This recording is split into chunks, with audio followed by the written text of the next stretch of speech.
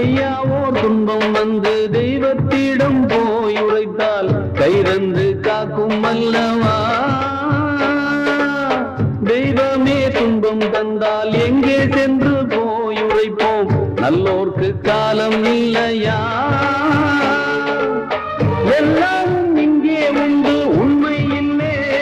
நானே சொல்கின்ற வாக்கில் ஏதும் பொய்யே இல்லை. நானே சொல்கின்ற வாக்கில் ஏதும் பொய்யே இல்லை. இல்லை தாயுண்டு தந்தை உண்டு பெற்றோர் இல்லை. ஐயா ஊருண்டு உலகும்